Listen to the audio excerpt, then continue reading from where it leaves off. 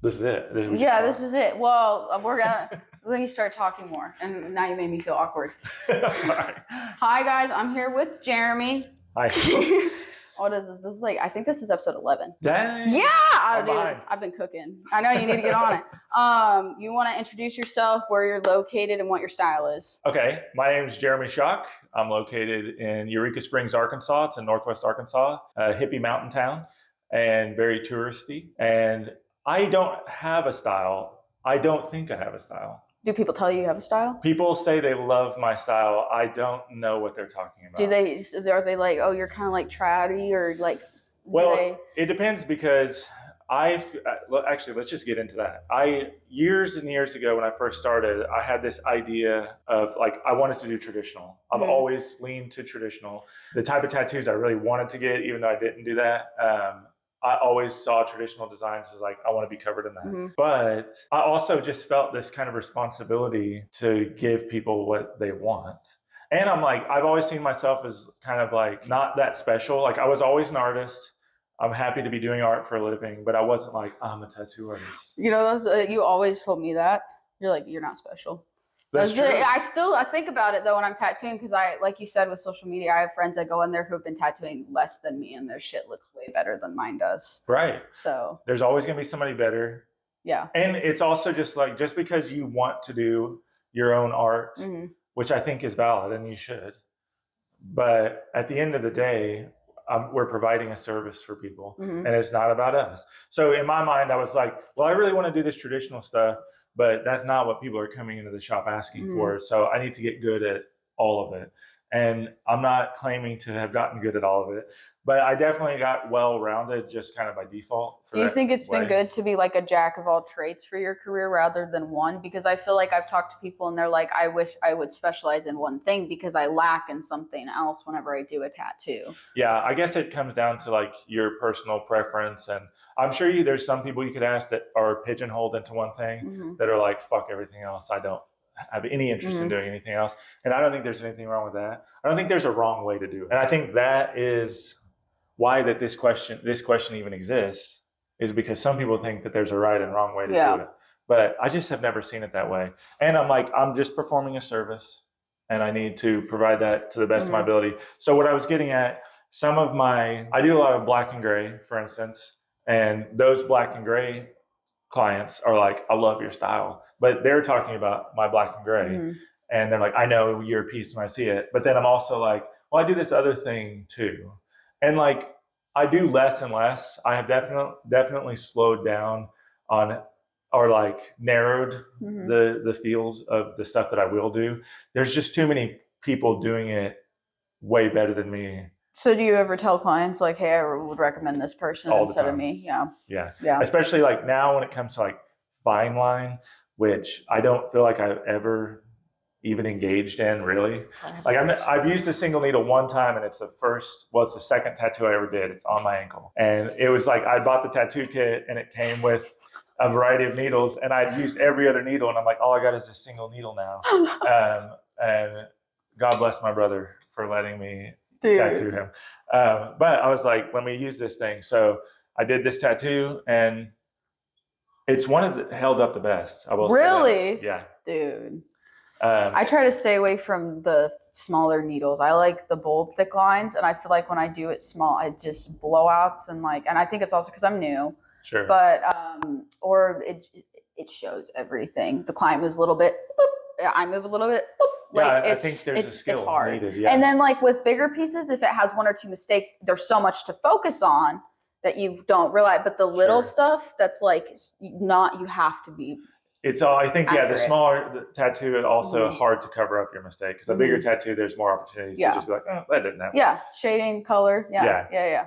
But that's part of it too, is when actually just the other day, somebody asked me for a fine line. They sent me a picture, and this was just a fucking word. It's their daughter's name and birthday. Still do that shit all the time. But the picture they sent me, it was so delicate. I'm is this what you're after? Because if so, I'm probably not your guy. And then, I sent them pictures of these are my thinnest lines, but it was a traditional tattoo, totally different. never heard back from them. It's all good. I'm hoping they're just going to go find the right person because it ain't me. Do you ever talk to people about how it's going to heal? Have you seen those? I know you're not on social media, but there's this person, I don't know if like it's a man, woman, whatever. And they make these videos of these like old fine line tattoos. They go over it with black ink and then go over it with skin tone ink. Yeah. And like cover it up. But then it's going to do the same thing in a couple of years. Do you ever like talk to people about like, hey, you're putting this here, it might not heal the best? Inclination at all. Yeah. That something could go wrong.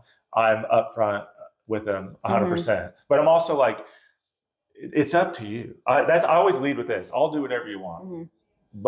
And then I explain all the reasons why it's a bad idea. But I'm like, if you understand this and that all the potential, because also like that, I'm still learning so much 20 years in, still finding skin types or like places on people's bodies with certain skin types that I'm like, damn, I never experienced this before. You know what I mean? And like, I don't understand what I'm doing wrong, but something ain't jiving here. Yeah. And like, I'm going to do my best. That's what I tell people, like, it's a gamble because maybe it'll work fine on you. I've seen it go terrible. Like a ring all the way around the finger. I have seen rings all the way around the finger that look fucking incredible. And if one person has seen those, they're like, that's possible. I just need to find the right guy. But I'm like, no, I think it has more to do with that person's skin.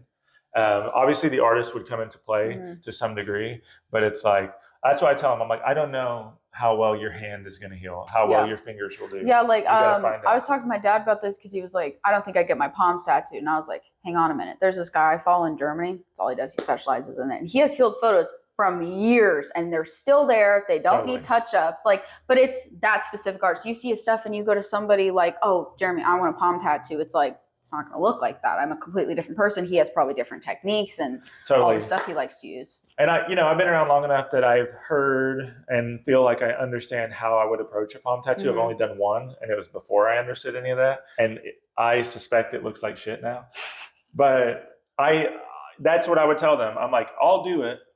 And I've only done it once. That one looks like shit. I've learned more since then. I think I know how to approach it, but the responsibility is on the person because again, if I'm providing this service, like I've never felt like this could get on into like different issues, but like I'm a self-taught tattoo artist. Oklahoma, started when it was illegal. That whole shit, grandfathered in. So I never had a traditional apprenticeship. There was nobody telling me that, hey, you need to do it this way or that way. So like I've never adopted this idea of I'm going to make the decision for the person.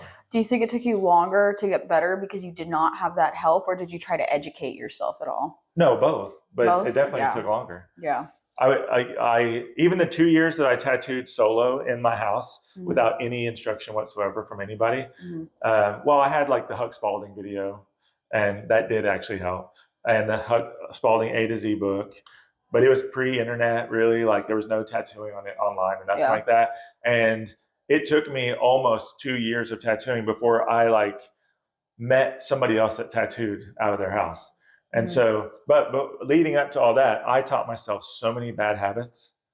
And it took me 10 to 15 years. Some of them I still haven't outgrown. I've just adapted. So like speaking about bad habits, there's a lot of kids who are Gen Z and millennials and, like they need to be mentored. So they go in to get mentored by somebody who's like in my parents' generation or even older, and they don't mesh. So they're like, fuck this, I'm going to do this in my house. But then they teach themselves bad habits, or even before getting an apprenticeship, they're like, I'm going to buy fake skin off of Amazon and do this.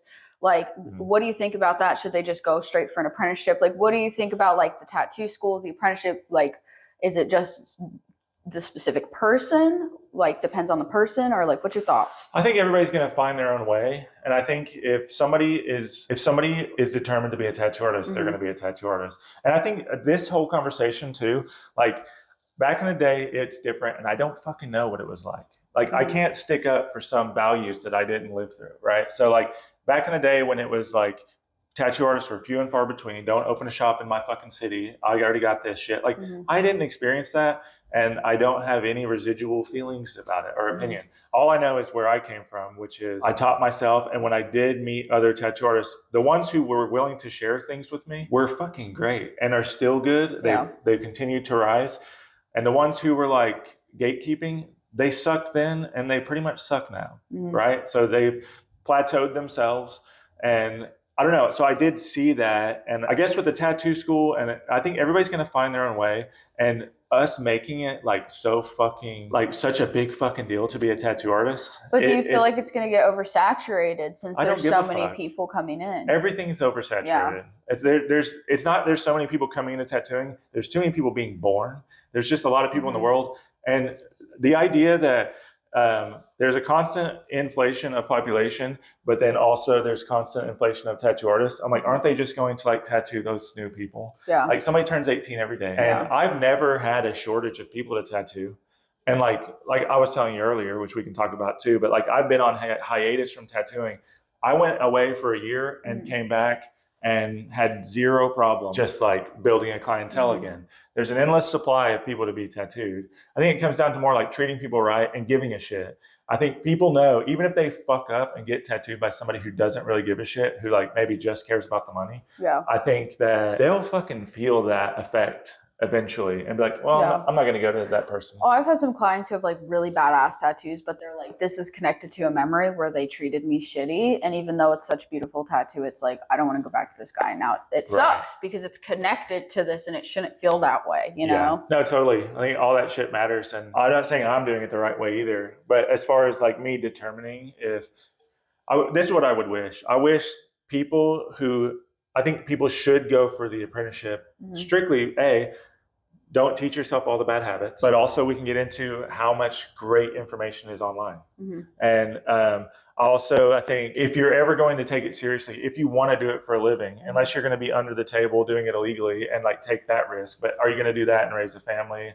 Or like even just be single the rest of your fucking life, whatever your choice, I don't give a fuck. But like, are you going to be able to, is that sustainable to just do illegally? Are you going to do the drug dealer path where it's like, it's going to come crashing? More importantly, I feel like what they're losing by teaching themselves is it's just like you're going to take the long way around to do what you want to do. So if you take it seriously at all, if you give a shit about doing good tattoos on people, which should be the bottom line, then you should at the very least like go out of your way to understand the right techniques, and especially just like being clean and all that shit. That's what I see the most. Like, I worked at my kid's school for 3.5 years, and not every high schooler, several of the high schoolers there, they were already tattooing, whether it was stick and poke or they bought kits or whatever. That's what I did when I was in high school. It's a very popular thing. And I know so many people my age especially who are like fucking scratcher or whatever and kind of shun those people. But I have always been like, yo,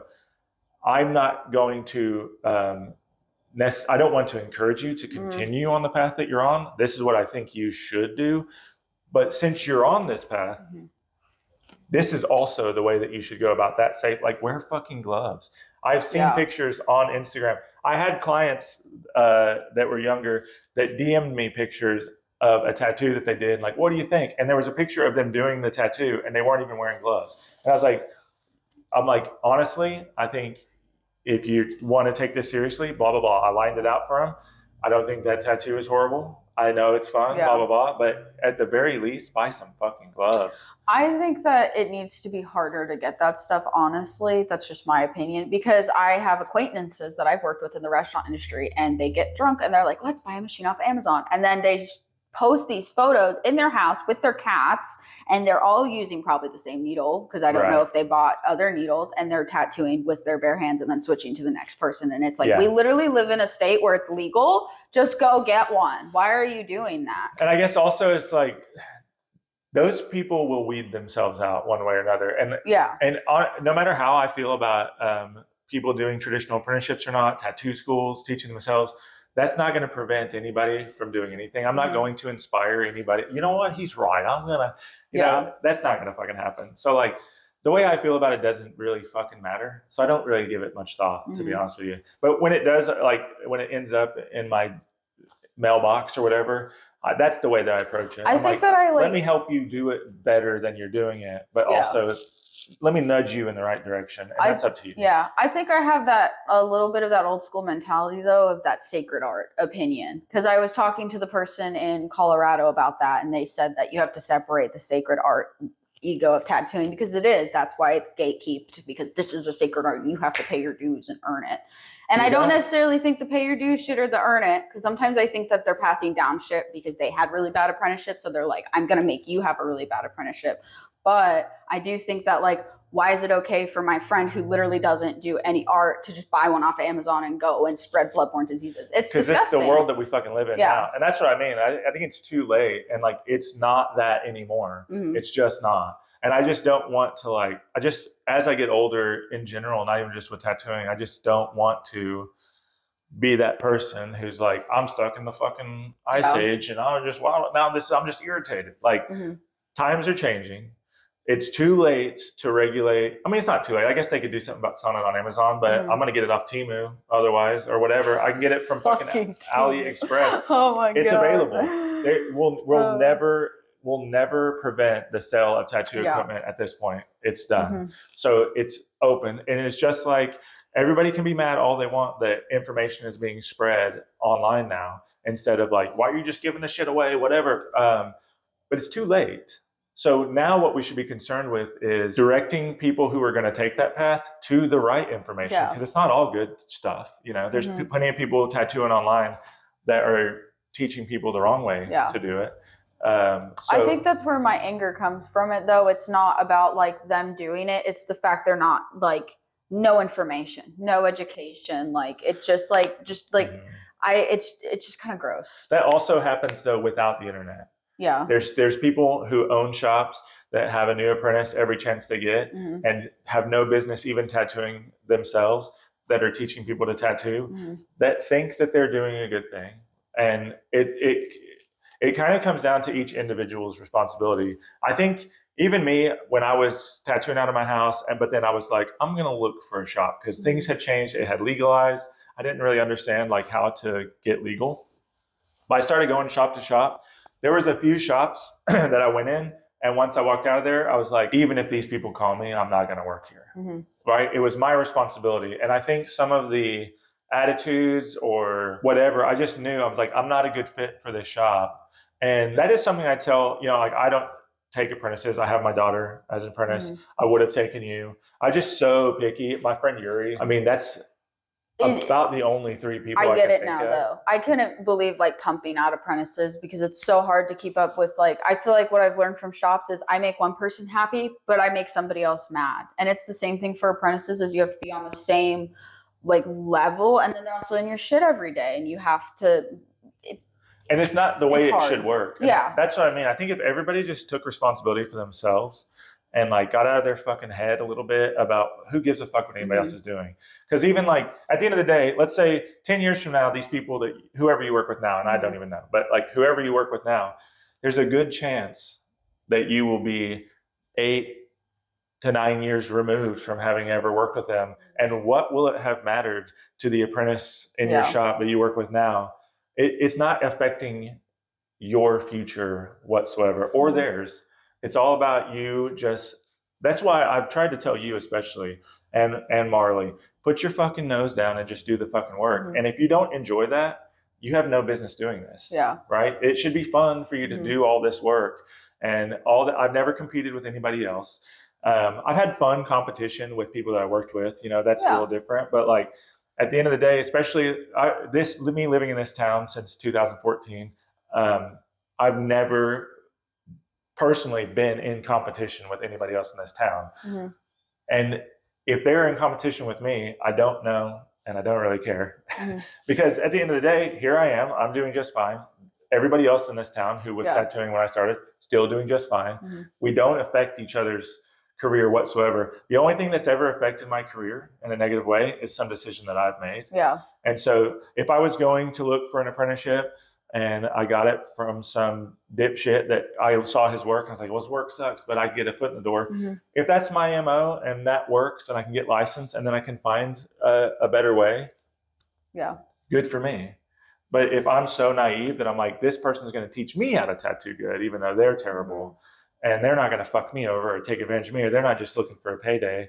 I don't know. It's like, let's just be a little more responsible. Yeah. Right?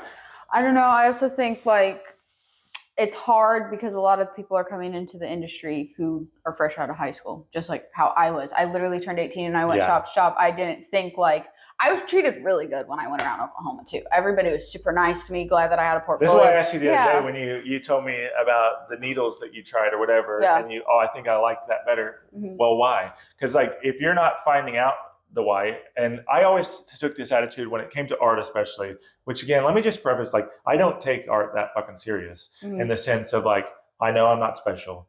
And same with tattoos. Do I take each individual tattoo serious? Absolutely. I'm not saying that. But I don't think that I am special because I'm a tattoo artist or whatever. And I think that being able to look at what you're doing and know exactly why you're doing every step of the way, that's really important. And so especially when I was learning and teaching myself, I told myself that constantly. I'm like, oh, I'm going to get this mag, this 100 needle mag or whatever, and like I worked with people, I hope I didn't just sound like somebody's particular, but I worked with people who were like, we got to try this ink or this needle or whatever. And like, I was caught up in that at the time. I didn't understand it completely yet, but I also would ask myself, why would I be using that needle? And if I couldn't answer that question, I'm like, I have no fucking business using that needle. Yeah. Or I have no business using that gray wash or this technique or whatever, because I'm like, it's the same even with a painting. I'm like, if I'm putting a brushstroke here, but I don't understand why I need to be putting this tile of color here,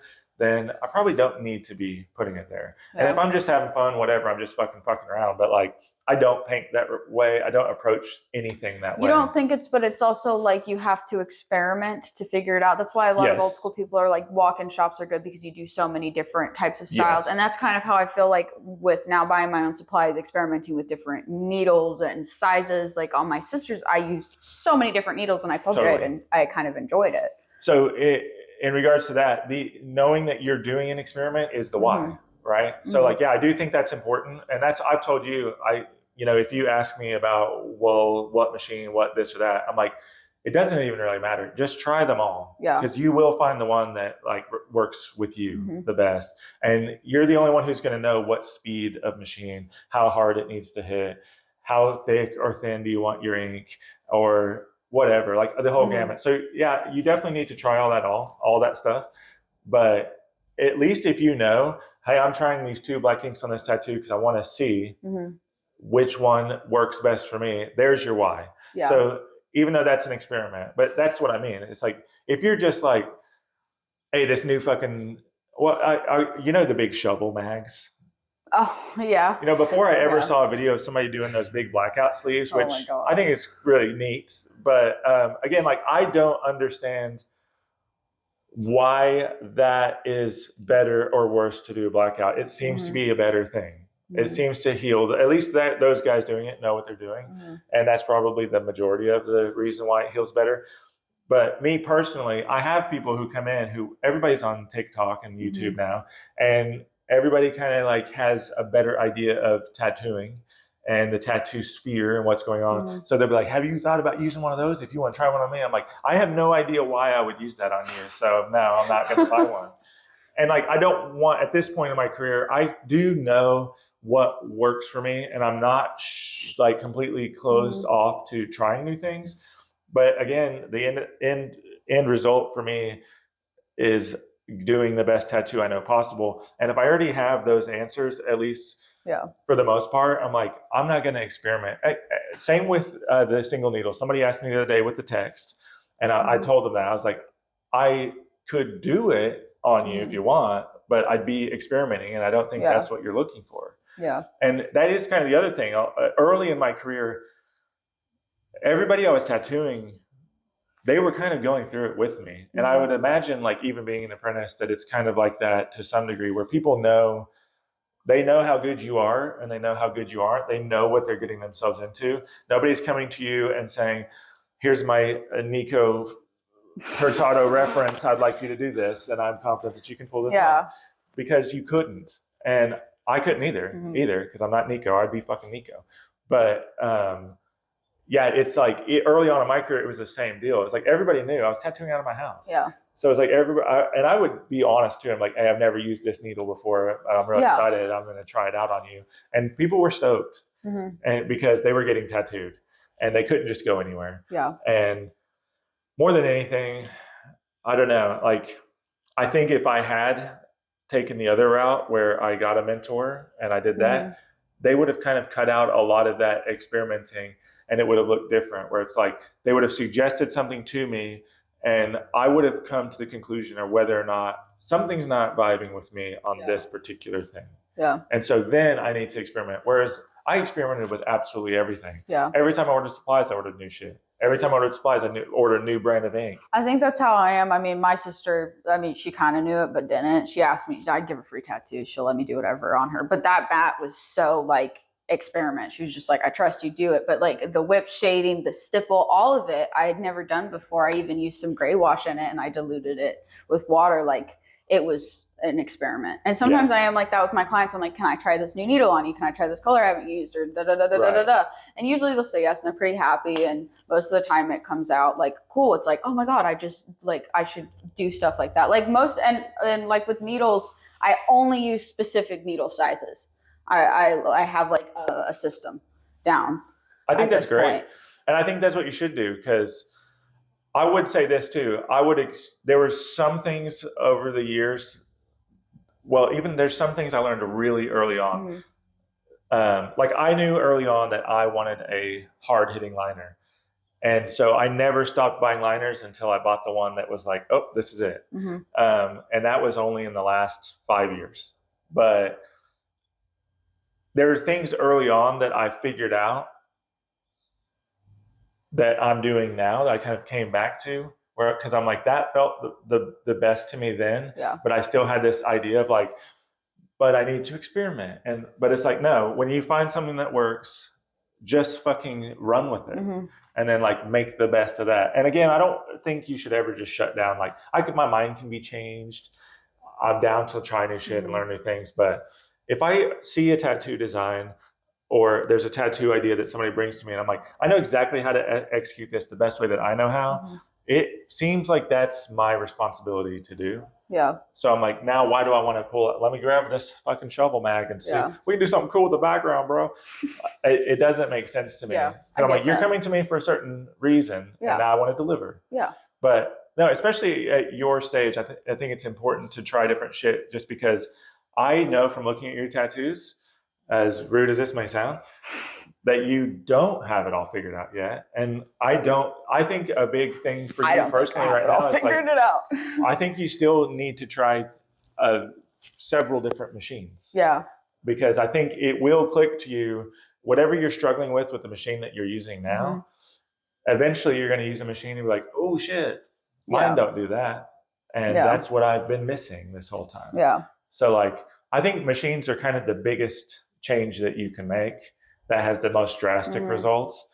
Other than that, pretty much every ink company that I see outside of like, I'm sure there's some like totally generic inks just made to sell on eBay or whatever, but like any reputable ink company, they all seem to be great at this point. Also, I think other than that, I would, when I first started, I actually did have, it was just that it was so, I don't even know if the ink was shitty, but I think the ink was shitty now, right? It was a lot thicker, so maybe that had a lot to do with it. I know there's a lot of inks that are that way, and you kind of got to learn to use them.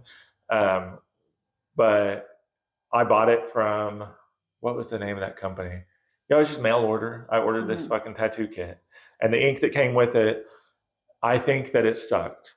And I think back then, you'd ask around and people would be like, there's this dude in Texas that makes this fucking ink and you got to get that. But that is how it was. And now it's kind of like a whole industry, and like money's involved and investors. But everybody uses different shit. That's what I've learned from starting to get tattooed. And it's all good. Everybody's doing a good job. Yeah, as long as it works for them, that's what it is. Right. I don't think I have it all figured out, because I actually talk to my clients about this. Every time I do a tattoo, I feel like I've never done a tattoo. Everybody's skin is different. Sometimes my machine has issues. Sometimes the needle, like I said, is soldered different. And like, the inks, if they sit there too long, I've learned that I'm like, I don't pour my inks that I'm not going to use for a while because they fucking sit there and they get all dry. I call it pudding top. Yeah, it sucks. Like, and then you told me to do that thing where to start to clean my needle out more periodically because it can get all gross up in there and just stuff like, or just like I've been having problems with the fleshy areas, like the inner thighs and on the side of the thighs, and just like it every time it's different. There's always a problem that I have to 20 solve. people's that area on 20 different people will all be different. Yeah, because everybody's, or like, did they drink enough water? Are they on medication? There's so many variables every time I do it. So it's like I always have to problem solve and figure out is it me? Is it them? What's going on? Like da da da da da. No, I mean I think I go through that every time I start a tattoo, but it's intentional where I'm like, let me see what this motherfucker's skin is like. It's even like somebody I've been tattooing for 10 years now. And maybe they've only got like arm and torso, and now they're moving to their legs. I really do go into it with you. I'm like, okay, this may be, I got to take it slow. See, I've learned that because I've done like somebody's arm before, and then we do their legs, and I'm like, why is this pigment not going in? But it went in on their arm. What the fuck? And then because it's more sun, less sun. Yes, it's crazy. I don't even care about the science of it all. I just know that after 20 years of tattooing, like I said, I still am tattooing pieces of skin that I'm like, it just feels brand new to me. And it gets easier in the sense that eventually I'll just speak for myself. Eventually I stop stressing about it because I'm like, I don't think this is going away. I think it's always going to be like this. And I think anybody who really gives a shit about doing a good job, you're never going to stop kind of like being concerned with certain things. And I mean, we're not machines. You can't produce something that's going to be spot on every time. I'm also very honest. If I make a mistake that cannot be fixed, actually even a lot of my clients have turned into friends because this is my almost exclusively my social life is tattooing. But my friend Laurel, we did this tattoo on her arm right here. And in the tattoo, it was basically a pentagram with some stuff around it. But inside the pockets of the pentagram, I started to shade inside this one little area. And then it hit me. I was like, I should really just leave that open. So now the pentagram kind of stands out. But we got done. I was like, hey, I just want you to know I wanted to keep this open, but I figured that out as I was starting to shade it. So there's this one little spot. And I feel like, does it suck that now Laurel has to live with that one little spot if anybody notices, which I don't think anybody will. I don't think it matters. But does that kind of suck? I guess. But also, like, I feel like me being honest with her has strengthened our relationship. And now I have more trust with her. She's going to give me even more leeway the next tattoo to kind of do my thing. And like, I don't always do that. It doesn't always work out that way. And then I accidentally one time did a similar thing. I was doing this deal on this guy's arm who was like probably 80. His first tattoo, his daughter set it up for him. It was very important to him. And there was this little spot that I wasn't supposed to shade. And I fucking shaded it with like a really light tone. But when I got done, instead of me just being like, oh, maybe he won't fucking notice, I'm like, sir, I just want you to know this will lighten up, but I accidentally shaded here and I wasn't supposed to. But like, I am not a fucking robot. And so I also think I'm not really that great. Like, I know how good I am and I know how good I'm not. And I'm not that great. I tell so many of my clients that, especially the amount of them that travel from other states, I'm like, you do know there's somebody closer that's better, right? And they don't necessarily come to me just. I mean, that's how I feel. That's what I told you earlier, is I have these people who are getting like beautiful, traditional, they've paid so much money for it, but then they come to me and it's like, I don't feel good about myself at all in that way. I'm like, this is trash. And like I said, every time I do, it's something different, especially the designs. Because I jump from designs a lot because I have so many different people who like different stuff that I do. Like I do the cartoony shit. And then sometimes I've done some anime tattoos, and then I do like my style. And it's like you jump from all that all the time. It's hard to stay consistent. What's funny is you say that because kind of like some people feel about me. I actually feel like everything you do already, I think I wouldn't look at it if I didn't know you did it and be like, that's Ava. But if I put it all in the lineup, I'm like, you're already getting to do you in every tattoo, it feels like. I think that's social media though, because all my clients like they like my style and it's my drawings. Most of the stuff I told you I do is flash, and then I build up with those clients. I'll do like 3 flash pieces on them, and they'll be like, "Dude, like, can you draw this for me?" Da da da da da. And then it turns into a bigger piece and more, you know. And they assume you'll do the same thing you've already done. I know. I actually I've gone through little phases where I kind of give a shit about that. And I'm like, maybe I do want to pigeonhole myself. And so I'll pump out a bunch of designs. And then it's funny because people will come to me for those designs. And from that moment on, when they come to me, that's what they want. Yeah. But here, you know, they don't know the last guy that left, I'm doing like black and gray realism on and loving every minute of it too. It's not like, I'm like, oh, I had to do some black and gray today. Yeah. I like it all. And I just lose sight like, of that. I mean, I'll do those little tiny tattoos, just the lines with just the black, and they're like, you know, Pinteresty. Yeah. And then I'll do that, and then I'll have another person come in, and it'll be like a 90s troll doll with floral traditional flowers, and it's completely different. Yeah. Like, yeah. I think there's something to be gained from you doing that too, though, because years ago I was kind of complaining about that to a tattoo artist that I had met, and he was like 2 years into the game, had always just done his own thing. And at that time I was more concerned with it, where I was like, I really just feel like I want to do this one thing. But I was kind of griping to him about it. I was like, I don't know. He's like, dude, he's like, the fact that you're well-rounded is so much bigger of a skill to have. And I didn't really understand that at the time, but it has been nice. I mean, even like if I go through phases, if you look at my social, if you look at Instagram, you can scroll back and be like, oh, this is all he does. And that's never true. Yeah. Like, that's just, I'll go through phases where like, this is all I'm going to post and kind of like make people think this is all I'm doing. But there's been people in town who,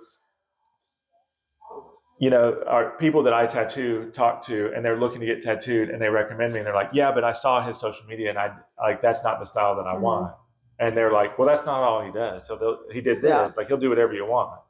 And, you know, it's not true, not whatever they want, but to an extent. Yeah. But I think being well-rounded at the very least, like, I mean, I'm as busy as I want to be. Yeah. And I don't know if I shut everyone off that is wanting something other than, like, I don't even know if I could stand to be pigeonholed. Yeah. I just so moody. And I think that's funny that you say that, because, you know, I was doing my portraits for so fucking long, and then I started working on fake skin, and I don't know if I want to do that. it kind of hurts me in a sense, because I worked so hard on it, and I know I could do it eventually. Got to do it yet either. No, I haven't done it on either skin. My point is I love doing all the stuff that I do, because every time I get to learn. And I'm really grateful for tattooing my generation and everything, because they're more about, what is it you want to do? Like, they want my input and my style. And I was told a lot of the time whenever I was looking for an apprenticeship when I started that I wasn't going to get to do anything I wanted to do. And I have the coolest ideas. That's an effect of social media. And I think that has been one of the positive effects of the tattoo shows, where like people my age are typically anti-tattoo shows. But again, it's like, now we've created this environment where everybody feels comfortable getting tattooed, and people understand. This kind of goes back to what we were talking about earlier with somebody getting like a shitty apprenticeship. But people have a much better idea of what makes a good tattoo, and the idea that like I have people that I tattoo that have told me, they're like, hey, I'm going to cheat on you just so you know, which I don't believe in that. I'm like, I don't fucking own my clients. Yeah. But they were like, I'm going to cheat on you because I want to get this fine line thing. And I'm like, oh, sweet. And for me, I'm like, where are you going? And like, sometimes they tell me, I'm like, I think this person's better in the same city for that thing. Like, maybe you should go to them or not. I don't care really. But, you know, it's like people understand that without me telling them that it's like, I do what I do. They've never seen me do this other thing, so they're going to go to somebody else. Like, that's fucking brilliant. And like, what people should do, people should be looking out for themselves. Like I'm saying, take responsibility. Like, I love this idea. I hear this all the time, and I love this, the way this sounds to me. Everybody gets the tattoo they deserve. And I think that so much. So it's like, if somebody comes to me and like we were talking about earlier, and I tell them the truth, and I'm like, I think you'd be better off going into this person. If I'm going to be doing it, I'm going to experiment. But they're like, yeah, but you got it, dog. You can do it. I'm like, okay, you're going to get the tattoo you deserve, because I already know that if I do fine line, that shit ain't going to heal fine line. It's going to fucking be blown out. It's going to look like shit. It's not going to last very long. And like, I'm telling you that, and you're still okay with it. You still just trust me, bro. It's like, you get the tattoo that you deserve. And so like, I love that idea. And it's this, I feel the same way about the apprenticeship. If you aren't going to somebody who kind of sucks, that you have no business getting an apprenticeship from, but you understand it's just like, there's no other options. I need to get a license so I can get the ball rolling. And, you know, you maybe find other mentors that outside of that shop, you know, if you're in control like that, I think that's fucking great.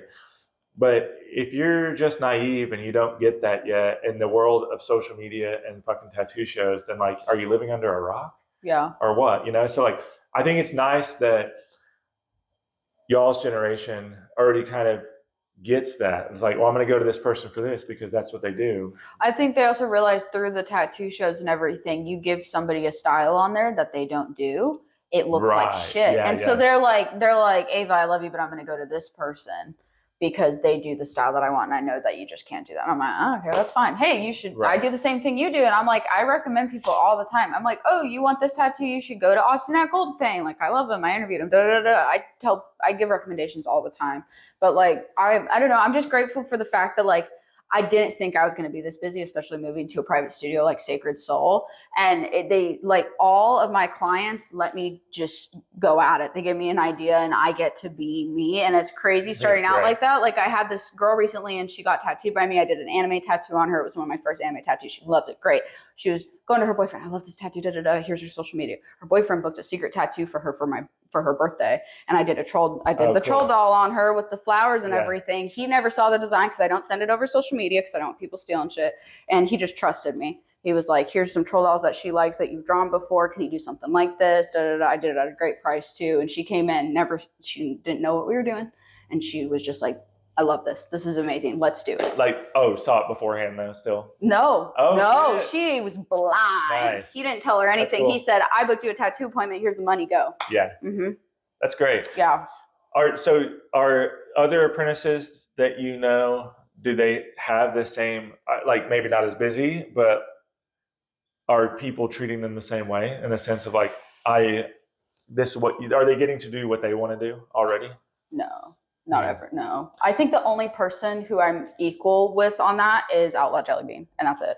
And I think it's because of the amount of art both me and her produce. Because I have other friends and first off, it's the location of the shop too. I think that matters. But like, I have friends who like just graduated and they still have to have another job. And they also like, they do stuff that they don't want to do. And they still do all the walk-ins and they don't get that freedom. But I also think it's like, it's how much you're putting into it. Like, I'm about to do like a February flash sale and that'll get me appointments. I always do deals for people too. I'm like, do you have a budget? Like, let's work with it. I'm an apprentice. I don't care. Like, let's do it. I just want a tattoo. I think that's the other aspect of like why I talk about pigeonholing myself all the time. Oh, should I do that? Whatever. But then I'm like, well, for me to do that, it is like I need to really do what you're doing. And I want Marley to be doing that. And like Rockin' Jellybean, that's not Outlaw Jellybean. Her name's Paige. I call her Paige, but nobody knows her name. So I'm like, who the fuck are you talking about? I found them on social. I don't know how long before they were even tattooing, and already was like, oh, this person's got it figured out. Like their career's going to be just fine. And you do get what you give. And I think I look at that and I'm like, do I want to, my main priority has always been my family. And so I'm like, for me to do this, it's like, I never did conventions because I'm like, unless my whole family can come with me, I don't want to go. And then also it's like, I don't know, what do I need at this point? It's kind of like people ask me all the time, like, would you go on Ink Master? And no, I wouldn't. Mostly because I think that it's not about tattooing. It's about drama. But everybody's kind of like, the reason they're asking, like, yeah, but you'd fucking blow up after that if you won or even just like placed high.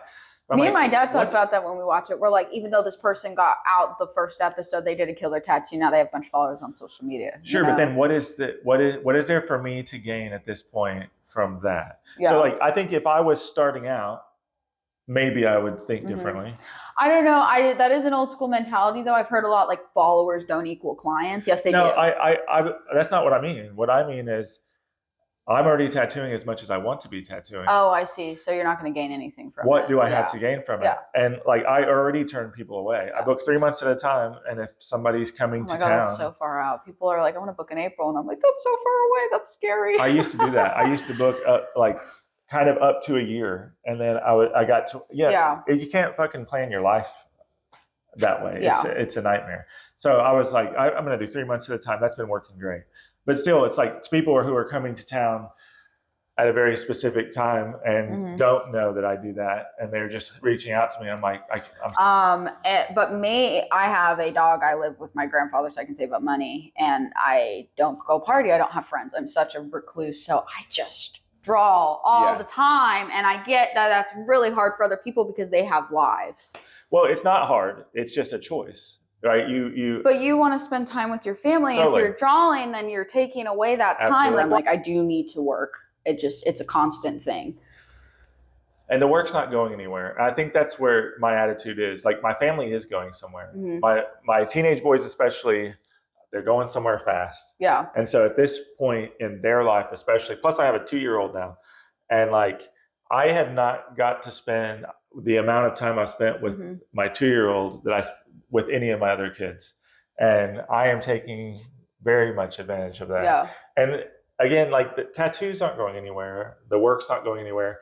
And me personally, this is like a real hot take, but like, I'm not one of these people who thinks that to have a successful tattoo career, that you have to live and breathe tattooing.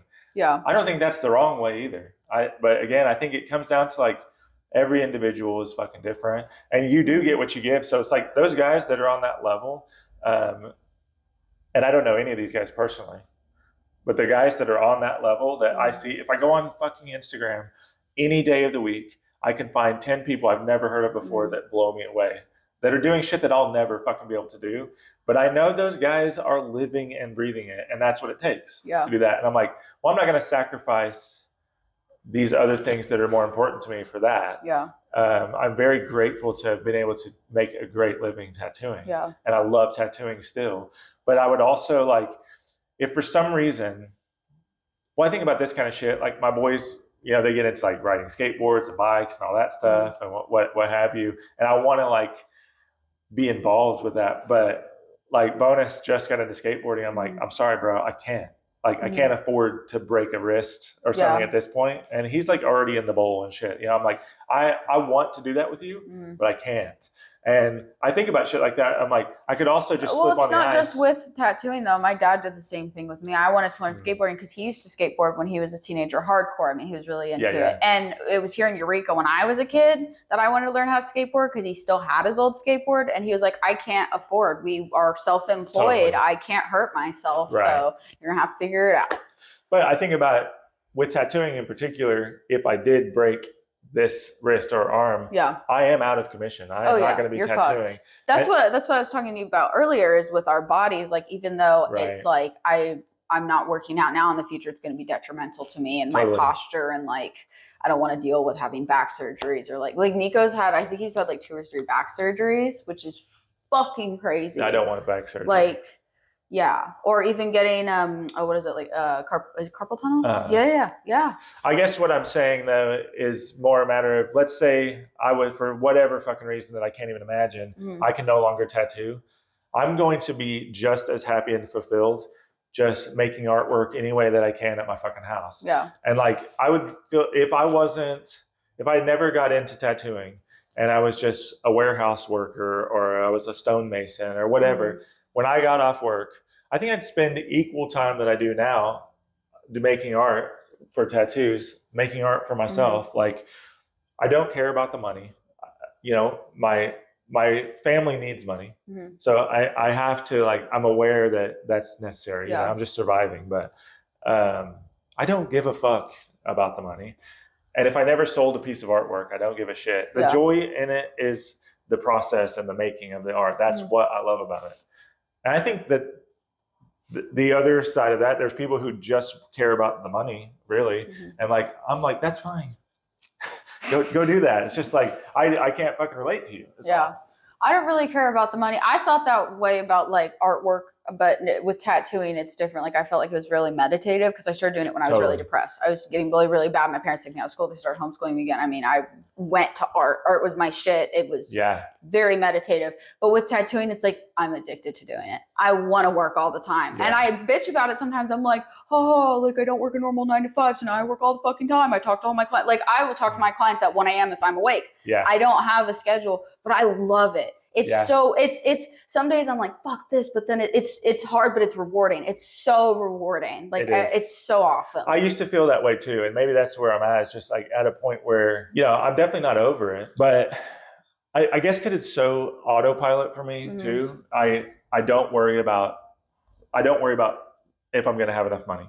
I don't worry about if I'm going to have enough tattoos to do at this point, and then that kind of used to be a thing, but also like, I'm not that concerned anymore with, back then I wanted to be so good, and I still want to be good, and I still like find myself improving every year. I'm still learning shit all the time, but it also like, there's like time kind of makes, I'm all about routines. I think everybody kind of is, whether they know it or not.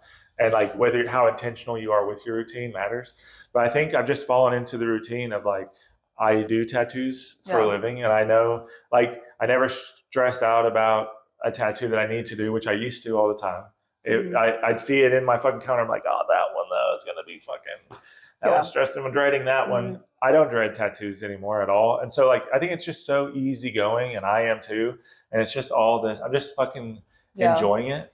And like, I don't even feel like it's being content. I just feel like, I don't know. I don't do that though anymore. It actually reminds me, I was thinking about this the other day, the John Mellencamp song. You may or may not know this, but it's Jack and Diane. But there's a line in it, and it said, oh yeah, life goes on long after the thrill of living is gone. And like, I just, in the last year, kind of like clicked in my mind. I was like, oh, I know what that means. Like I used to be so kind of, I was really ambitious, and I'm like, I want to do this. I want to go far. I want to do all this stuff. And I'm like, really all I needed was to be doing the work. That is what's most fulfilling to me. And like I'm not big in the tattoo industry, has no fucking clue who I am. You know what I mean? I'm so irrelevant in the tattoo industry, especially living in this bubble. I mean, this shop is my tattoo industry. And there's downsides to that too. But like, I don't mean shit to anybody else in the tattoo world. And here I am.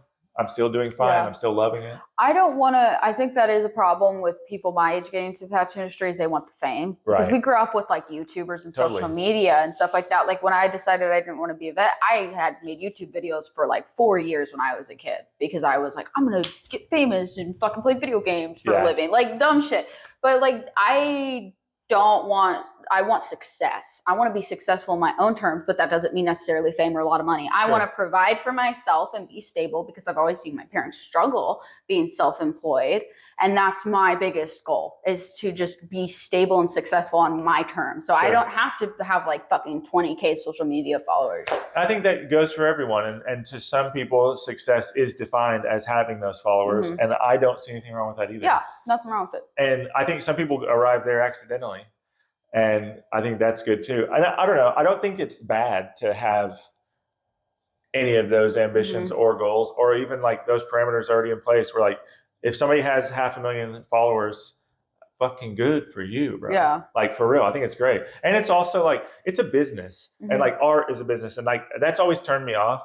But I do consider the idea, I'm like, somebody who does have 250,000 followers, they have 250,000 people to sell something to every fucking day. I don't know. I kind of like that though, because I'm kind of like I meet a lot of tattoo artists, and they're a little lazy, and I'm really anal about business stuff. Like it has made me feel good having like 1,500 followers, and when I get to 2K, I'm gonna do like a giveaway and stuff. But like, it's like I don't know. It's like a mark of my success for pushing all my art and running ads and everything. I like it. I like looking at the analytics and like I don't know. I'm gonna make merchandise and sell that and like because at some point I'll want to retire and I'll still want to do stuff. Well, even with Marley, it's the same thing. I think it also is just like if I was starting from scratch like you did now, I would be concerned about that too.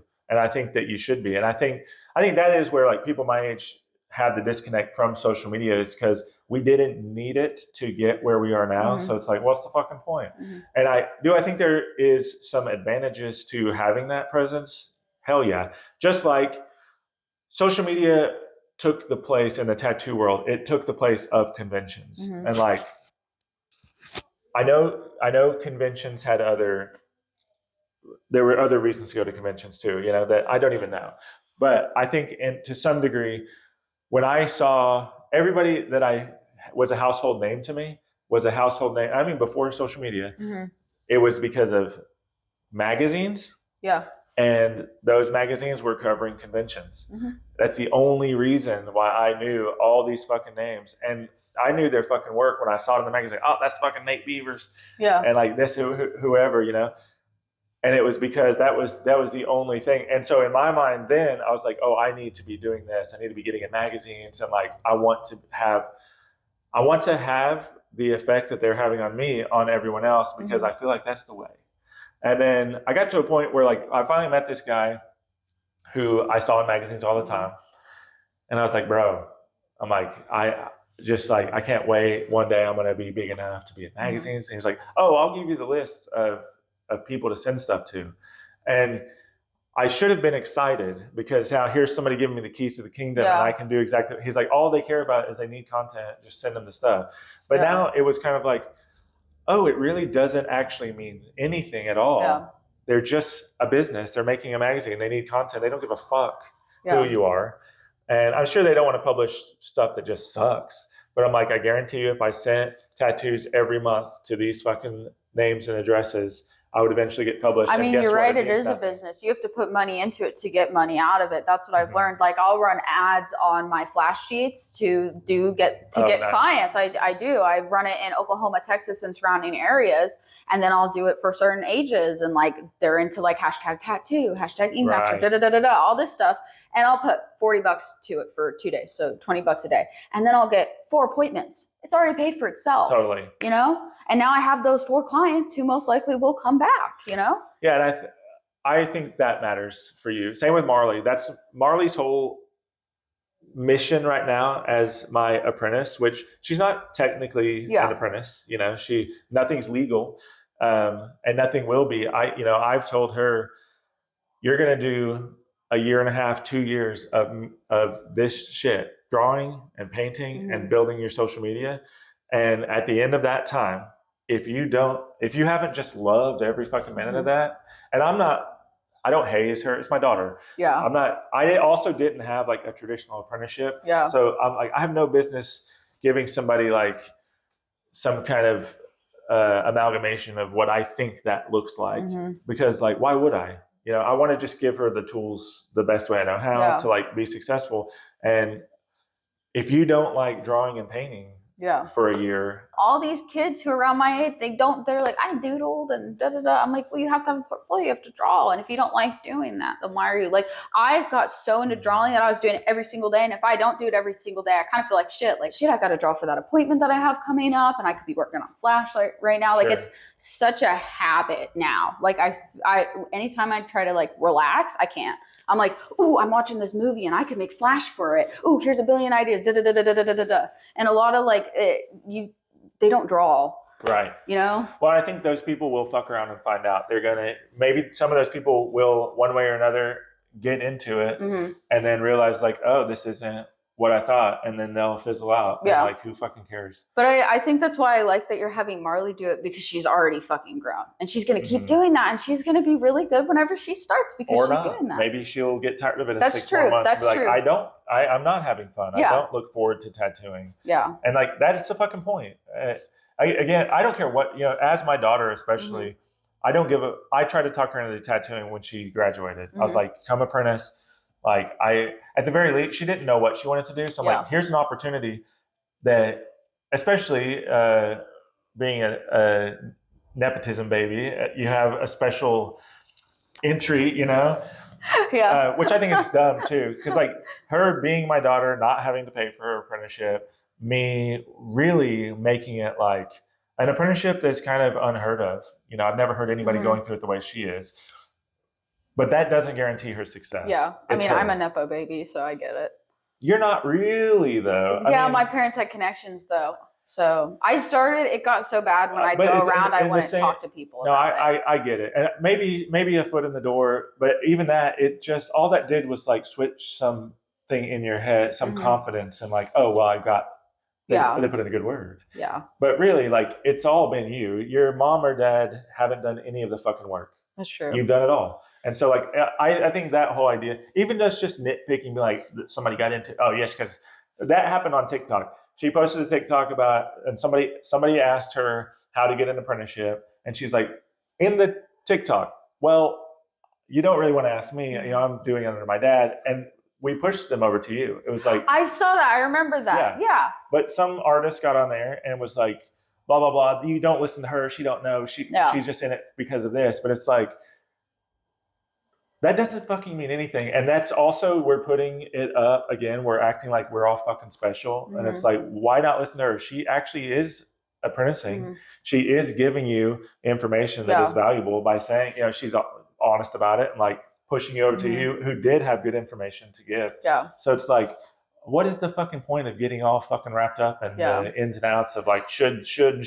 blah, blah, blah. It's just so dumb. I think it's just people being like, I mean, this just goes for even celebrities who are getting roasted because they're Nepo babies because they figure out your parents are a producer and that's why you got into acting and da da da da. But it's, I think it's angry inside of them though because they're like, that could be me, but I don't have that. But I suck at acting. Yeah. Yeah. That's what it comes down to. Yeah. Because I'm going to tell you, like, I've heard people who have certain opinions on stuff like that. This is the right way to do it or whatever. Mhm. And then I look at their work and I'm like, your work says otherwise. I'm sorry. Mhm. Like you don't have it all figured out. And I think it's an ego thing. And it comes down to like, I'm going to try to control everybody else because I'm not getting what I fucking want or whatever. Like people are just fucking weird. Yeah. And I think if everybody just shut the fuck up and do the work that makes them happy, everyone would thrive. Mm-hmm. I mean, certainly. I think that's the why I'm in the middle of things though, is because sometimes I'm like, our opinions don't matter. Like it really doesn't at the end of the day. It's ours. You're not gonna. I learned this from, when we lived in Evergreen, we lived in a neighborhood of a bunch of old people. And I'd go and I'd talk to them because the kids didn't ever like show up and I was a lonely little kid. So I'd go and talk to them and one of them would not, they were an old couple. They wouldn't talk about politics or anything like that. She told me, she was like, you're not going to change anybody's views over the dinner table. You're not. They've grown up with those views. So you just don't talk about it. And that's how I feel about stuff. I don't think it's also, I don't want to get to a point where it's like, well, let's just not talk about it. I think I want to try to be the type of person whose mind can be changed. Yeah, be open to it. But like, I think sometimes it entails negativeness. You know what I mean? Like people get so hung up and angry about it and they start going after stuff like, I mean, I see it when people fight over social media. Well, you're fucking ugly. What does that have to do with what we're talking about? You know what I mean? Like if I'm ugly and you say that, I can deal. You know what I mean? No, but I'm just saying they bring other things into it. Yeah. People aren't emotionally stable enough typically to have real conversations. Yeah. And that's okay too. And like as someone who is emotionally stable enough to have conversations and like I know all my weaknesses, you're not gonna fucking teach me anything new about myself. Like I know all of my fucking downfalls and I have no shame about it because how am I to personally ever work on those things if I can't even admit that they exist, you know? So I'm like, I know that I'm these ways. And does it still hurt my feelings? You know, your dad is such a great example of this. I love getting criticism from your dad because I know it's going to be no fucking bullshit. Oh my God, yeah. With that said, has your dad hurt my feelings before? Yes. Am I forever grateful that he put my feelings aside to give me that information? Yeah. Yes. Yeah. And like, I'm like, this ain't about him telling me this shit. Yeah. It ain't about him trying to hurt my feelings just because my feelings are hurt. Yeah. I'm just like being a little bitch right now and I need to fucking listen to what he's saying. And that doesn't mean he's always been right to me either. There's plenty of things that him or anybody else advice or criticism they give me that I'm like, even if that hurts my feelings, that doesn't make it right. And like, I'm still like, no, that doesn't resonate with me. I take it and leave it. But also in a way, criticism is my love language. And we need to be more self-aware and just like, I know that I suck in these areas, and that's okay. So nobody's going to say shit to me like that. Even when somebody does that to me, if I was having some sort of debate, or I say a debate because like, I don't think it would be a debate for me. I'm just having conversations with people, and they get turned into an argument or debate or whatever because their feelings get involved. It's typically how it goes. And if they come at me with some personal shit, I just see it that way. I'm like, oh, now I see what's happened.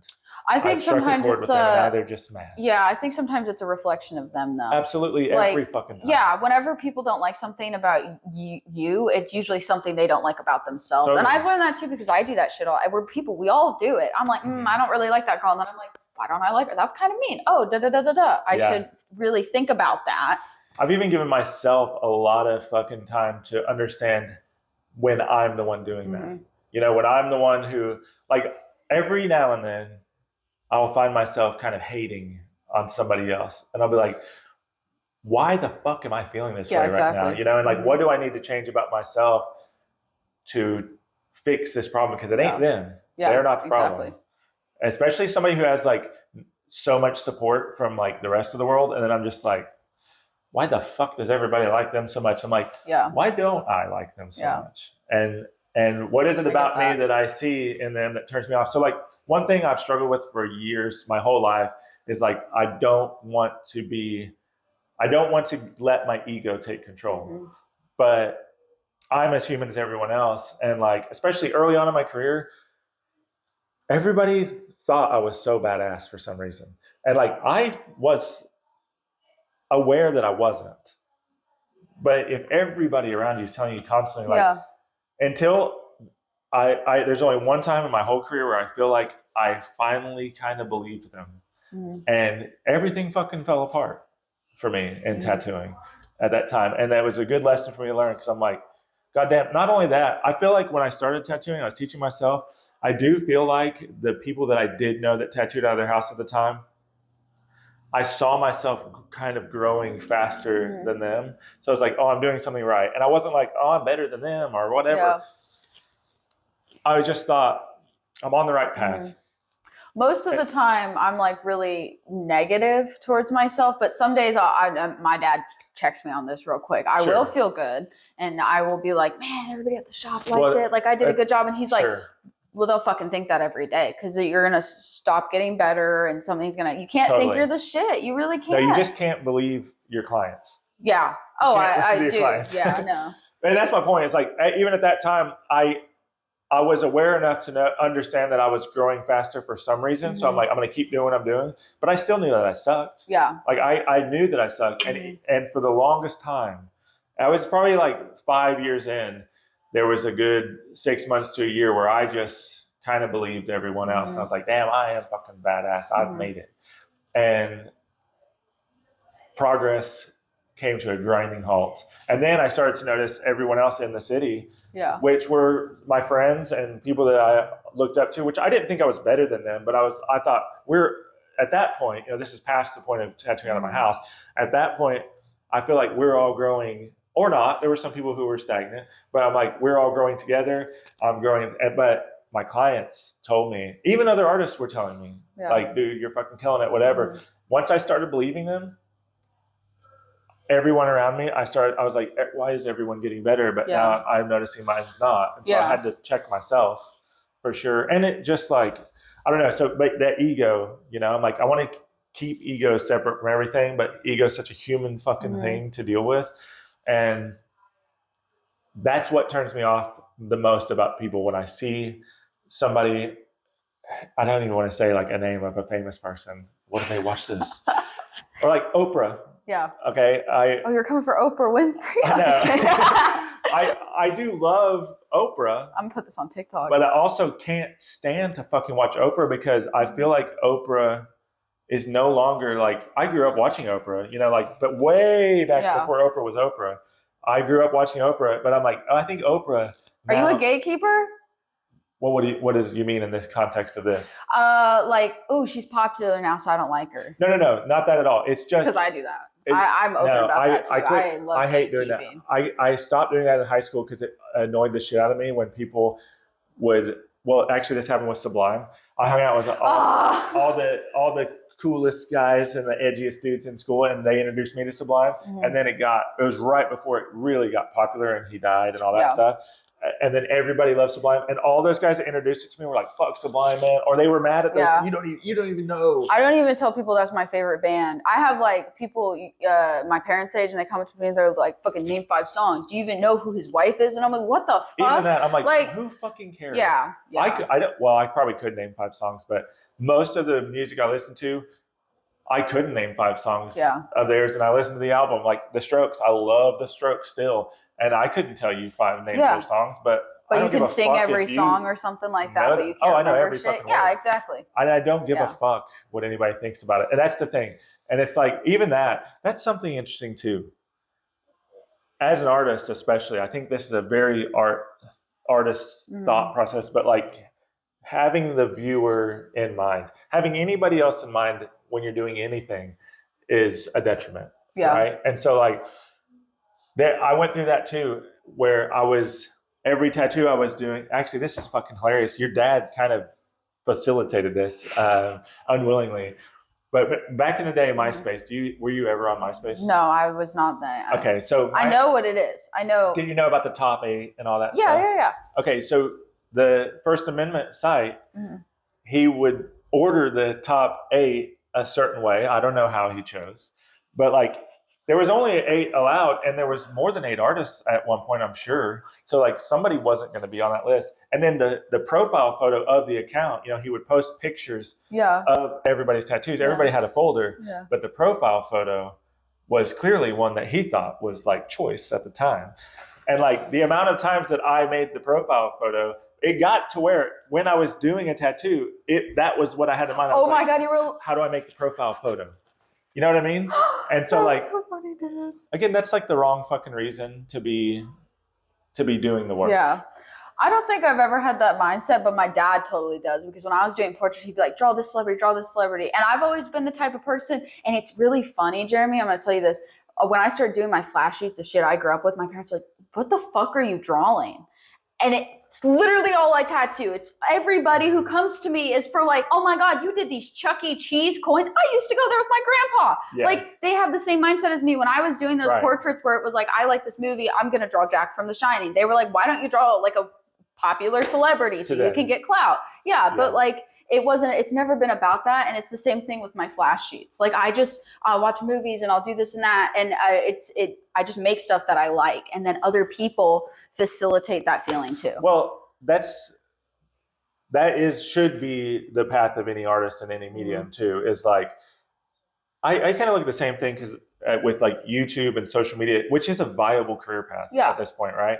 But I think where a lot of people get it wrong is they try to make the videos that they think people want to watch. And it's like, you make the videos that resonate with you the most, that's sustainable, right? Because same with Marley and the drawing and painting. If you don't like doing this, if you don't like making these videos about fucking army pants or whatever your niche is, that's not sustainable. Yeah. Especially because it's going to take some time for it to grow, but your audience will find you. So just do what you love, and your audience will find you. I think you're onto it. I think also whenever I've done like flash sheets that it's like, I'm kind of like dreading drawing this, I don't really like this as much, it doesn't come out as good as the stuff that I'm like, damn, like I grew up with this is like, I remember this, like, ooh. And I could, whenever I do like watch movies and stuff, or like when I did my Beavis and Butthead flash sheet, I just watched the Beavis and Butthead movie. I know, do you have it over there? You do have it over there.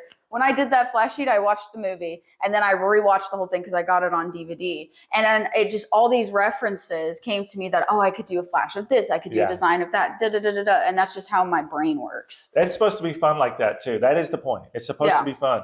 And doing those tattoos, if somebody came in and asked you to do that fucking butthead tattoo, you're like totally stoked too. Yeah, exactly. That's the way it should be. Yeah. Because the same thing happens even when somebody asks me for a custom tattoo. I'm not always as excited. Like I'm excited to be tattooing someone, but I'm like, this design doesn't like inspire me the way that this thing does over here. But I'm also like, my job as a tattoo artist is to give them the best thing possible. And if it's like out of the scope of my skill set, I'm not going to do that to somebody. But otherwise I'm like, well, I know I can pull off what they're after. I'm still just not that excited about it. But hey, it's another day in the trenches and like giving people what they deserve and need from me. And I don't know. I think that even though like customs stress me out though, it's just because I've been doing so much flash and they're bigger. And so I feel like I want to put my all into them. Whenever I do custom stuff, usually it's people who have already tattooed and they have common interests as me. So it's like wicked shit. Helps. Or even if it's not, like I've tattooed like video game characters and then I've gotten into the video game because we talk about it and stuff like that. And that also comes with like building my clientele. Is like I have a kid come in for a Danny Phantom tattoo. We talk about watching Danny Phantom when we were kids. We like joke about it. Oh, you liked Adventure Time too. Da da da da da da. It like snowballs into all this. Oh, you wanted Adventure Time tattoo? Oh, what if we did this? And like it's just. Also, the that's great too to have that approach to custom tattoos, because otherwise, like that's somebody hitting you up blind who's never got tattooed by you. Then this idea that you have to get into their head and know what they want. And really, I overcomplicate it all the time, because somebody will tell me their idea, or like they'll send me reference, and I feel some sort of obligation to like make it as close to that reference as possible. I mean, the amount of tattoos that I do, like I'll do Pinterest tattoos all fucking day. I don't care. Because again, it's like my job is to give the client the best tattoo possible. And if they don't get it from me, they're going to go somewhere else. But I'm like, if I can give them what they want and it is of good quality, why would I not do that? Like that's the fucking point. But sometimes people will send me like 3 reference photos that are all wildly different. So I'm like, I don't know exactly what you want. And I'll ask questions and stuff, but I'm also like, I don't do consultations. I do everything over text. And I'm like, send me your reference photos. And I'm at the point. So you don't even do consultations for like, okay, so I have a friend, she was my manager at Hot Topic, and she's going to let me do my first leg sleeve on her. We're going to do Adventure Time characters, and I'm having her come in so we can really narrow down. We're going to start with the characters at the bottom and then do the stuff at the top. You don't do any consultations for that if somebody wanted a sleeve or something like that? No, and I'm sure that a lot of people don't like that. Like I think it's I don't want to say it's a product of the TV shows, but I think that's one way to do it. Right? It's one way to skin the cat that has been really popularized, especially in the client's mind, of like, no, you get to go in and do a consultation and it's tailored just for me. And like, it still is, but I'm also like, it doesn't fucking matter what you say. It doesn't matter. Your input doesn't really matter. The subject matter matters to me. But if you try to tell me anything at all about like how it should go, I'm like, hey, I'm just going to like, if that's not, if you tell me a tattoo idea right now, I'm going to get a vision in my mind of like, okay, I can see how I can make that work. That's my starting point. And like, if you switch that up in any way, shape, or form, especially like fucking day of or something, I lose all confidence in myself. I'm like, well, this is what I'm mentally prepared for. That's why I don't send people shit over Instagram, because they'll change it every fucking time. They'll change it. And then also the fact that like, and I tell people the reasoning for it. I'm like, and I'll be like, I know you want to do that, but here's what happens. And I've had people like just steal flash designs since I've been pumping out that nostalgia flash. I'll see people just snag it, like tattoo artists, not just normal people. At this point, I just tell like I had one of my nostalgia flash sheets like pop off on fucking Facebook. Same. And it got all these comments and all these people in fucking New York, Minnesota, with no attribution. Yeah, and they were sending me messages, can I send you like money to get this tattoo? I was like, whatever, just get it tattooed. As long as you give me credit for the design and your artist doesn't take the credit, I don't care. Or let them take the credit, who fucking cares? Like, does it matter at all? It really doesn't. I mean, it's like if that'd be like if Sailor Jerry got mad that everybody's like doing his. Well, I think that's one thing about tattooing about custom tattooing that has changed that I think kind of sucks, is that tattooing really was built on this idea. I've heard this story so many years. True or not, I don't know. And I'm going to fuck it up. But basically, there's twin cities, and this guy got tattooed over in the next city over, and then came in with his buddy to get tattooed in this shop over here. And the guy had got a panther on his chest, and somebody that artist in that other shop took tracing paper and traced the design, and now he had that design for sale. I think that's fucking brilliant. And I think that has been, that's how tattooing has stayed tattooing, especially traditional tattooing. Like that's how traditional has stayed traditional. And then the idea of like, I don't think if somebody steals something which artists have fucking done since the beginning of time. Oh yeah. I don't think if somebody steals something that's necessarily like a bad thing, but I do think that as the clients, I'm like, I don't know why I would personally would want to get like sometimes people send me a reference of a tattoo that so clearly like there's some special meaning to all these elements here that I'm like, this is for their dead grandma. Yeah. Or something like, if you just want a cat in this style, like let's go that direction. But like, it's wearing this particular ring and it has these particular flowers. Like that all fucking means something. Yeah. And like, don't take on the meaning of somebody else's. But I also don't have any problem whatsoever. Yeah. Like not ripping it off, but like I'll redraw it. I mean, I think everything is up for. When I mean steal, I mean they completely trace my design and like use it. Even that though, what you're talking about? I think like tracing a design of some fucking cartoon that you didn't come up with? No, but I'm talking about like the like the SpongeBob ice cream that I drew up that was custom and like that shit. No, but like, still, you stole it from SpongeBob, even though like it's your iteration, but you didn't fucking come up with SpongeBob. I was talking to my sister about that because I was like, I don't think there's ever been an original thought. Like if you have thought of it, then somebody else fucking has, and it might not act or not. Yeah, exactly. And maybe they didn't act on it, so you do it, so it seems original, but it's fucking not. I remember when this would have been 2014. I had this idea. I wanted to do some 3D tattoos, like the blue and red style. And so I did a couple of designs and I posted them on Instagram. At this point on Instagram, it was kind of a level playing field with like me and what at the time were like some of my heroes. But it was pretty fucking new. And we were all kind of growing at the same time. But I had posted this. Well, this guy, I won't name him, but he was like in Detroit, I think at the time, who I followed and really liked his work.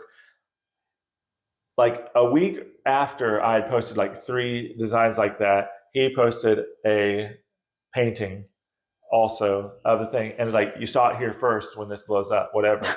And so like my first inclination was like, well, hey bro, just look at my page though, because you definitely didn't see it here first or whatever. But I'm like, why do I give a fuck? Yeah. You know? I mean, he could have, even if he didn't follow you, he could have had the idea separate from you. Totally. I don't think he stole it from me. He didn't follow me. Yeah. I don't think he stole it from me, but also I just wanted to be like, bro, it's not your idea. Yeah.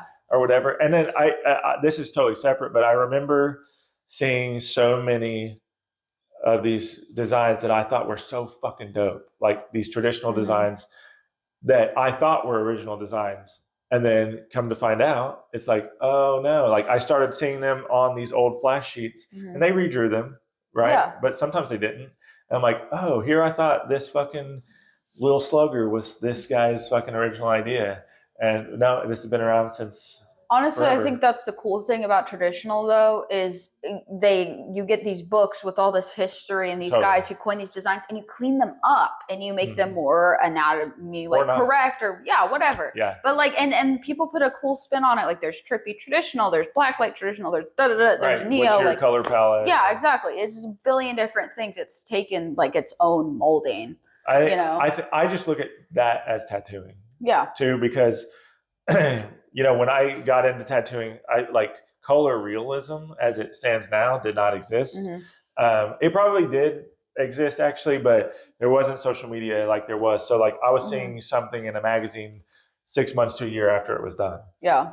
So I'm sure it was happening somewhere and I just didn't know it. But like, dude, when I found Nico on MySpace, I really was just like, oh my God, I was fucking blown away. And his shit doesn't look that much different than it did then. Yeah. Like it's clearly he's gotten better and I think he understands maybe how to make it a little more like the longevity of it. Like I think he gets that totally. I think that's why his shit looks the way that it does. And I'm sure the new people who are blowing him away understand that as well. But like, I don't know, I saw his stuff and to me that is no different. Like now a whole fucking slew of people are doing color realism. It's like no different. They all kind of like piggybacked on each other and that's just tattooing or like the natural evolution of everything. My dad asks me that all the time because he's like, look at this fucking guy who's in Germany and he's doing these, like, I mean, they look like they have fucking pores and it's all that way. And I'm like, well, how's it gonna heal? Da, da, da, da. But it doesn't. I like Nico because he literally was, before social media, he built it up from his name, and he was like one of the first people pioneering it. I don't think he like came up with color realism, but he's really honed in his skills, and I really respect him and his business he's made. He owns multiple tattoo shops. He owns his vegan selection of aftercare stuff. I mean, I just really look up to him as like a pioneer to me. Sure. Like he is like a hero. I do too. I mean, I met him multiple times too. One thing that stood out to me was how fucking humble and nice of a fucking dude he is. Oh, he's a super nice guy. And especially like I was starstruck the first time I met him in person, and he treated me the same as he treated everybody else, and I was just a nobody. And it's not true. I wasn't a nobody. I was just as human as him, and that's what I like about him. There isn't a lot of ego involved. Absolutely zero hate for Nico. Did you know I Skype called him when I was 16? Yes. Yeah. Dude, I fucking love that so much. I want to meet him one day so I can be like, do you remember me? And now I'm tattooing, because I think that's so cool. He was so fucking, he could have told me to fuck off and end the call, because it was with Jägermeister, so you're supposed to be 21 to do the calls, but they didn't check anything, and now they check IDs. Isn't that funny? I think, oh my God. Either way, I think that definitely exemplifies his fucking character. Yeah, and he's like, a good person. The type of dude that he is. Yeah, exactly. That's it too. I think all the other fucking fluff of like right or wrong, it doesn't bug me to no end or anything. You know, I don't give it that much thought unless I'm having a conversation like this. Somebody brings it up, really. But this type of stuff we're talking about, like all of these traditions, are you doing it this way? How do you feel? The tattoo schools, especially, all these debates and the shows and everything, and just like right or wrong, flooded fucking industry and all this shit. I'm like, none of that shit really matters. And it's like, if you put your fucking head down and just enjoyed your work, you would realize really fast that none of that matters. And I don't know, those people will find out one way or another, or they'll die just fucking stressing out about nothing. I think I asked those questions specifically though because listening to a lot of tattoo podcasts, it was a lot of the same opinions, and everybody has different opinions, and if you start really questioning them about stuff, you learn that. And then I think other people listening to this, I've had clients be like, I didn't know this about the person who tattooed me. This is super cool. It connects you to them, or even apprentices can listen to this and then be like, make their own opinions, even other people in the tattoo industry. Like it's there's so many different takes, and that's like the purpose of asking it. It's not necessarily like you're right. It's just like and I get that too. I don't feel like it's that way, but I do feel like some of those people are so like there's an artist that I know in the state of Arkansas, and he is very much against scratchers and all this shit, and tattooing out of your house. You know, he wants to break your fucking hands, which is a very old school thing. But I know for a fact that this person started out of his house, did not have a traditional apprenticeship. And so in my mind, I don't care. I'm like, you're welcome to feel that way. But I'm like, why are you even like spending the emotional currency on this when you don't even, you're just adopting this idea from somebody else. Like, I just don't get like perpetuating something that isn't even I think it's like what we talked about earlier, though, the whole thing of I don't like this person. Why don't I like this person? We think about that, but a lot of people don't. Like if I have a really negative feeling about somebody, I've known from experience that like it's something with me. It is not with that person, and I should look about that, and I should try to fix that. I'm very into like mental, I don't know, like ego death, and trying to like make myself feel better, because I'm always anxious and overthinking, and just I'm an artist, I guess, so I just want to feel better. This is like probably a little too like frou-frou for your audience, maybe not, I don't know, but you should read Eckhart Tolle, A New Earth. As far as like ego death and shit, that book, there were paragraphs of that book that I sat on for a week, and I would read multiple times a day before I moved on, because I'm just like, oh my God.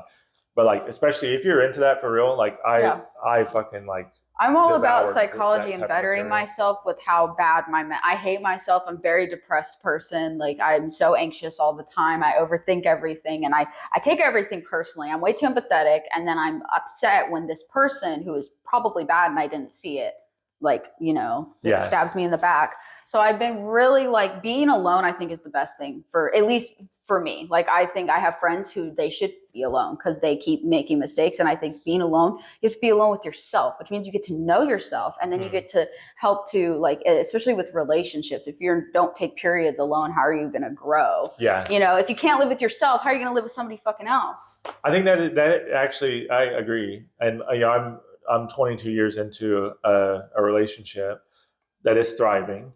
And a big part of that is, like, she definitely knows that I need alone time. Mm-hmm. And I think that's another reason why it's part of that balance we were talking about earlier. I don't remember if that was like on the podcast or not now, but the balance of like work life, where I'm very cyclical. Every winter at this point, I take a lot of time off. I almost always check out of social media for that time. And I know I won't answer DMs or anything. I just let them sit. And like, I know that probably irritates some clients, but I'm also like, this isn't that fucking serious, bro. This is like a tattoo you're getting. Yeah. Like, I know that means a lot to you or whatever, but it's a luxury. And like, if you want the best tattoo possible from me, I'm going to need to take this time. But a lot of the time is also divided where it's like, I need to be alone at home, outside working, or even inside of my house. Sometimes I'm just like by myself. Yeah. And honestly, making art is the best excuse to do that. So if I stay up later than everybody else and I'm making art, that's where it's at. I love that. Yeah. Also, in the context of a 20-year career, this one break for you that you really need, it's going to have a better effect on you than this need you think you have to rush back into. Did you burn yourself out really bad? I burned myself out before. Because I'm working all the time. I don't even hang out with my family in Oklahoma. I mean, I work all the time. I'm always doing some fucking shit. And it's kind of like mentally, I'm kind of fucking myself, I feel like. I don't know how long it went on, but there were several years where I didn't really have the clientele to support it either. So I was booked a lot, but it was kind of like few and far between or whatever, like spread out. I was still doing walk-ins, but I was at the shop all the time. And then when I came home, it was time for my family to go to bed. So we'd have late dinner. All right, love you, bye. And then I'd stay up all fucking night painting or on social media, like trying to make these connections that I thought were important. Or those connections ended up being important to me too. It's not like it was a waste, but I did that. It was like, I just nonstop. I want to grow as fast as possible or whatever. And I don't want to say that it was like, I feel like we're right where we're supposed to be all the time. So I needed that at the time, apparently. But yeah, I'm definitely past that. Like, I don't need to, like I say, I tattoo as much as I want to at this point. I feel extremely lucky and I almost privileged to be able to do that and say that. Like, that's incredible. And I don't know. Tattooing goes on long after the thrill of tattooing is gone.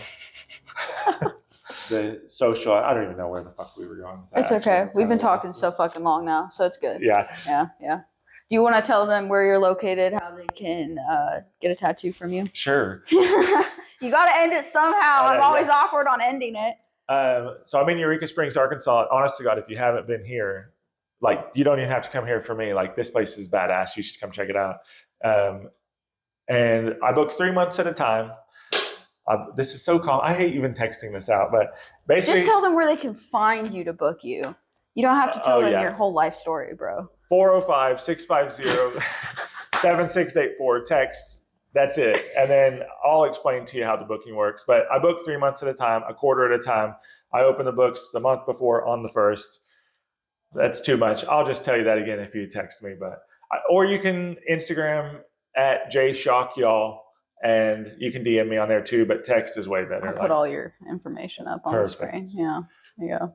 Yeah, that's it though. I mean, and then I don't know. You just come to Eureka because Eureka's worth. Yeah, Eureka's awesome. Yeah. It's 4 hours away from Oklahoma too. It's not a bad drive at all.